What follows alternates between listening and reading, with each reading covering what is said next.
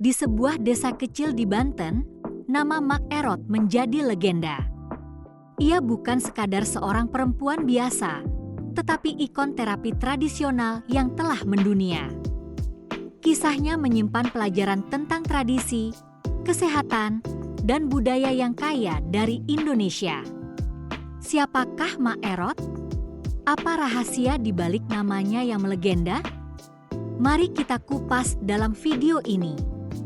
Mak Erot adalah seorang perempuan asal Caringin, Pandeglang, Banten, yang terkenal dengan terapi pembesaran alat vital pria. Lahir sekitar awal abad ke-20, Mak Erot menjalani kehidupannya di tengah-tengah pedesaan dengan suasana yang kental akan tradisi Sunda. Namanya mencuat setelah ia mampu memberikan solusi atas masalah yang sering dianggap tabu, namun penting bagi sebagian orang. Legenda Mak Erot dimulai dari pasien pertamanya, seorang prajurit Jepang yang datang kepadanya selama masa penjajahan.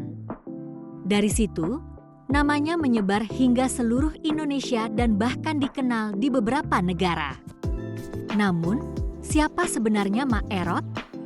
Benarkah ia hanya seorang tabib biasa, atau ada sesuatu yang lebih besar di balik cerita ini? Menurut cerita, kemampuan Mak Erot tidak datang begitu saja. Ia dikisahkan mendapatkan wahyu melalui mimpi yang memberinya petunjuk tentang cara membantu orang. Metode pengobatan Mak Erot berbasis pada ramuan tradisional yang diracik sendiri, seperti akar-akaran, tumbuhan herbal, dan doa-doa khusus. Uniknya, Mak Erot tidak pernah memisahkan aspek spiritual dari terapi yang ia berikan. Dalam tradisi Sunda, doa dan kepercayaan terhadap Tuhan memainkan peran penting dalam pengobatan. Banyak pasiennya mengaku bahwa kesembuhan yang mereka alami bukan hanya dari terapi fisik, tetapi juga dari ketenangan batin yang mereka dapatkan. Mak Erot memiliki banyak kisah menarik yang membuat namanya melegenda. Salah satunya adalah bagaimana ia menangani pasien-pasien dari berbagai latar belakang, mulai dari rakyat biasa hingga pejabat tinggi. Bahkan, ada cerita bahwa selebriti internasional pernah datang kepadanya untuk mendapatkan terapi. Namun, tidak semua orang percaya begitu saja. Banyak yang skeptis terhadap metode Mak Erot, menganggapnya hanya mitos belaka. Meski begitu, keberhasilannya yang konsisten membuat banyak orang tetap datang untuk mencari pertolongan.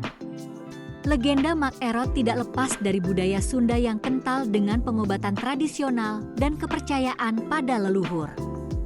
Dalam masyarakat Sunda, pengobatan tradisional seperti ini tidak hanya soal fisik, tetapi juga melibatkan aspek spiritual, budaya, dan komunitas.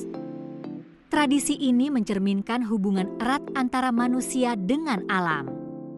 Ramuan herbal yang digunakan Mak Erot, misalnya, adalah hasil dari pengetahuan turun-temurun tentang tanaman obat. Namun, bagaimana jika kita melihat metode Mak Erot dari sudut pandang ilmiah? Para ahli kesehatan mengatakan bahwa sebagian besar keberhasilan Mak Erot mungkin berasal dari efek psikologis atau sugesti. Selain itu, ramuan herbal yang digunakan juga mengandung senyawa yang memang memiliki manfaat medis. Namun, penting untuk diingat bahwa tidak semua terapi tradisional aman. Beberapa metode mungkin membawa risiko jika tidak dilakukan dengan benar atau tanpa pengawasan ahli medis.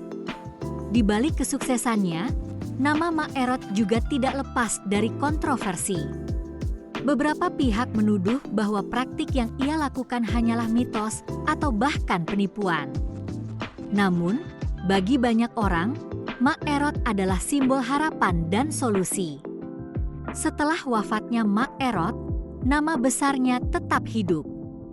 Keluarga Mak Erot melanjutkan praktik terapi ini meskipun tidak lagi sebesar dahulu. Desa Caringin pun menjadi destinasi wisata budaya, menarik banyak orang yang penasaran dengan cerita Mak Erot.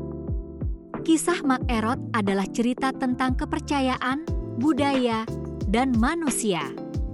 Ia bukan hanya seorang tabib tradisional, tetapi juga ikon yang merepresentasikan kekayaan budaya Indonesia. Dari kisah ini, kita belajar untuk menghargai tradisi sekaligus mempertimbangkan ilmu modern dalam memahami dunia. Bagaimana menurut kalian? Apakah Mak Erot hanya legenda, atau ia adalah bagian penting dari sejarah pengobatan tradisional Indonesia? Tulis pendapatmu di kolom komentar. Jangan lupa like, share, dan subscribe untuk video mendidik lainnya.